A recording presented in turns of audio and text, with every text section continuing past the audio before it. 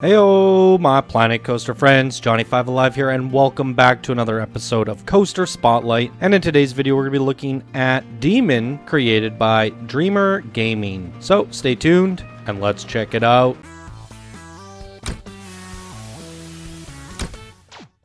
Alright, this was sent in by one of our Discord builders and Diamond patrons. Thank you so much for your support, Dreamer Gaming. You are helping to keep the show go on, and I really appreciate it. He says here, "Hey Johnny, this is my first thing submitting for a Spotlight since the Shopfront contest, and I'm excited to hear your feedback." What did he do for the Shopfront? Okay, he did the In-N-Out burger. That was pretty good. Definitely like to see you back and participating in the contest, Dreamer. That's quite a while since we did that contest there. And then he says here, "The coaster is a realistic-ish RMC that would be perfect for an Alpine theme park. The coaster sign alone took me about 2.5 hours to make, with the coaster only taking me around 10 minutes. Well, don't tell me that, man. Anyways, thanks for creating our huge community that I am so proud to be a part of. I really hope you guys all enjoy this coaster." I'm going to assume he's kidding a little bit about that 10 minutes to make the coaster, but we will find out. It's pretty hard to make a coaster in 10 minutes. He's really happy to be a part of the community, and I think you guys will be too if you join us. So if you own Planet Coaster and play Planet Coaster, come join us on Discord. Information is down below. Come participate with the nearly 1,000 plus people creating, sharing, and helping each other on a daily basis, and plenty of contests and events to get you guys thinking creatively and get you inspired. Alright, let's take a closer look at Demon. Alright guys, here's a look at it here. Demon, I really like this sign. Lots of detail on that. Said he'd put 2.5 hours into that. There's a look at the coaster's bird's eye view. Quick peek at the lighting. I like the lighting here. And I like how this one glows as well. I would have maybe put some backlighting on... Oh, it kind of has some backlighting. So it depends on the angle. Or maybe it's these torches doing that. Okay, we're going to jump into the coaster, give it a ride, and then we'll talk about any feedback if I can think of any. So, let's do that. So, we have a iron steel-topped wooden hybrid coaster. I can't speak today. 7 excitement, 5.9 fear, and a 2.65 nausea. 65 miles an hour max speed. Pretty good. Quick duration on this, almost a minute. All right.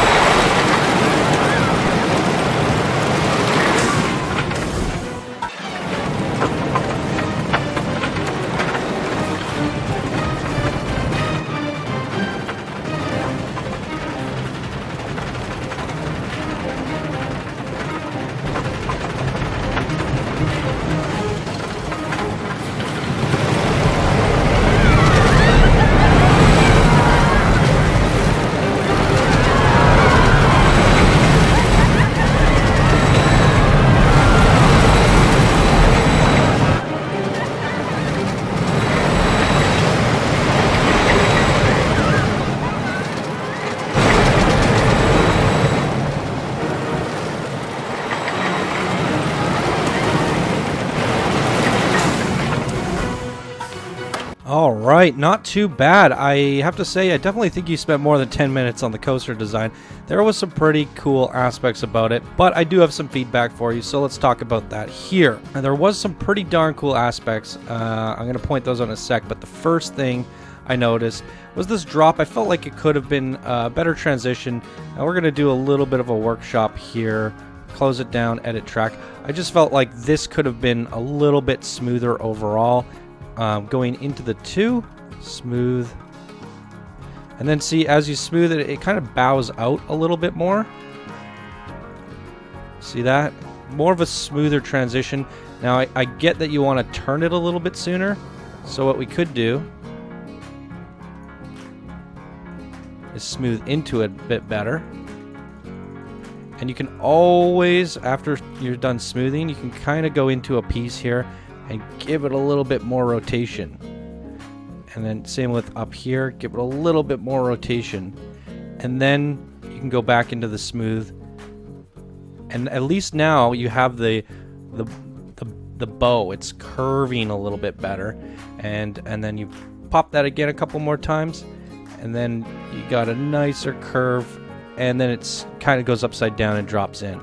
So I think that's a little bit better, and you just a little bit more smoothing and stuff going on here. I feel like this dip, this arc here, could have been a little bit more extreme. So we could bring this piece down. Oh, I guess it's a whole. Oh, I see. It's a pre-made inversion. I see what's going on there. Yeah, okay. Sometimes I feel like it's best to try and create some of these shapes yourself rather than using the pre-mades, just because it kind of messes with the transition as you have this straight piece. It would have been nicer to have this nice, again, with the circular drop, like a big teardrop, coming straight up into it, rather than this straight piece here where you're dropping down, then you're going straight into it. I would have preferred to see coming down and up into it, a much higher arc, and that would have been a lot cooler in my opinion.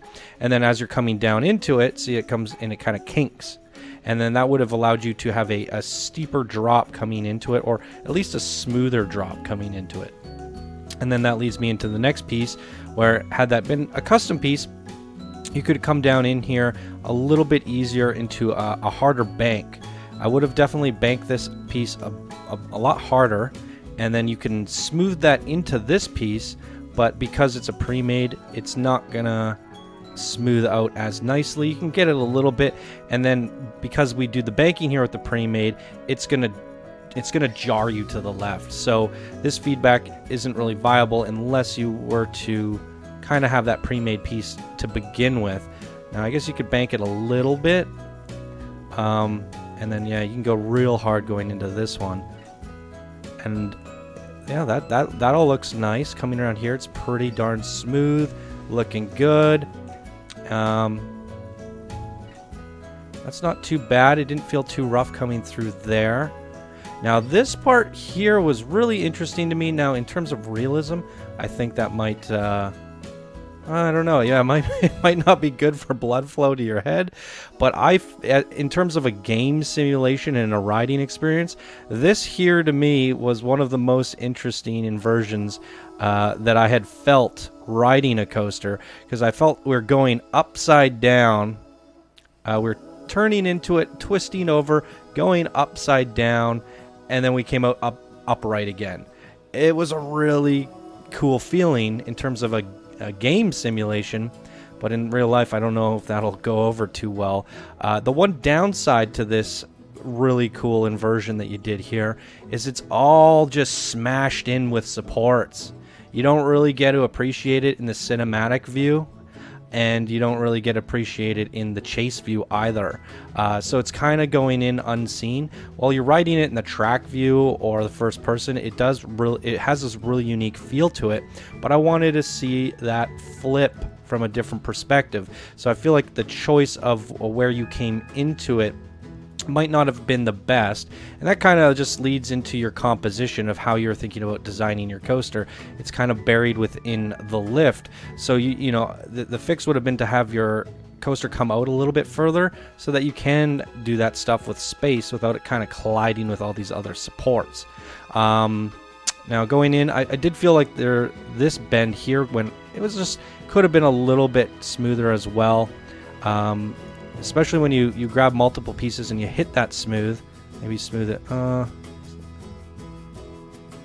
You can also reduce the track length sizes to get a better smooth, but you can see what happens here when you smooth it. It gives you a little bit of a rounder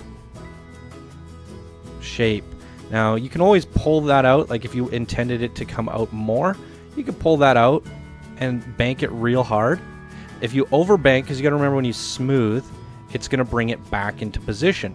So even if I pull it out too far, it's going to bring it back into position. And I can overbank these pieces and bring them out. Oh, that's up. Bring them out. And then when I grab all of these together, it's going to try and bring them back in. And it's also going to adjust the banking. But now look what we have. We have a perfect round, hard banking turn. And that's going to ride and feel a lot smoother. You did have this piece go underground, but you didn't instruct anything. When I did first put it down, I didn't know that was there, and it was crashing right through the ground. It's always good to sometimes leave some instructions where to sink it. But I guess with this one, yeah, you would have inform people, but you'll figure it out if you actually ride the coaster. But I think this could have been at ground level. And then lastly, coming through here, it's pretty straight. Going through here, I would have probably put a brake section in here so that you're not, when you go into the station, it just comes to a rearing halt, just urge. You had a perfect opportunity to use a brake run here and just slow it down to speed. Having said that, you could probably get 2 coasters on here. You need a block section.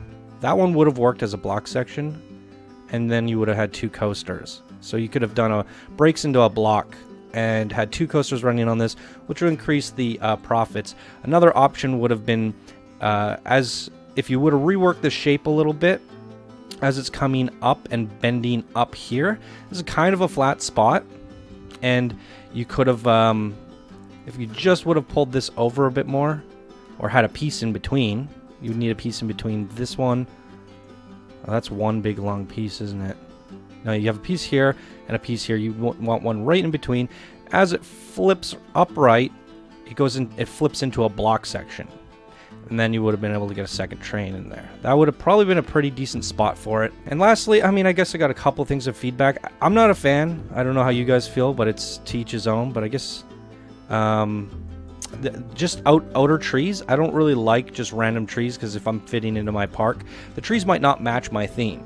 Now if they're incorporated into them, if this is kind of like a bouldery sculpture like this over here, they're incorporated here, so I think that's fine.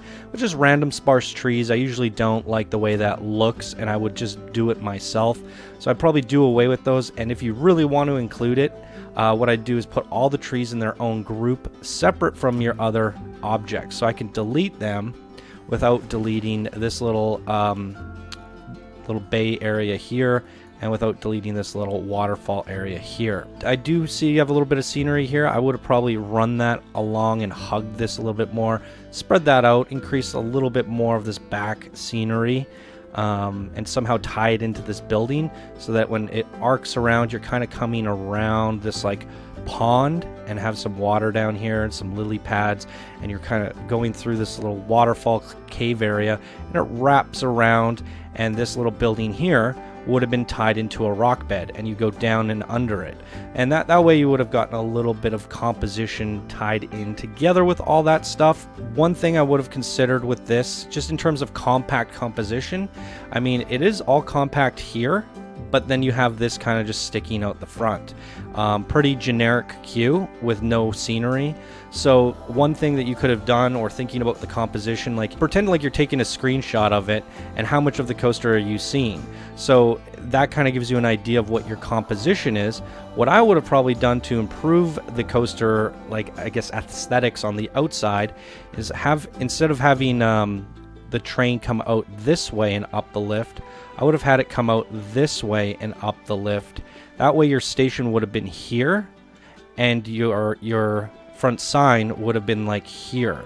That way you would have had the demon here and your station here, and it would have brought that all together in one compact blueprint.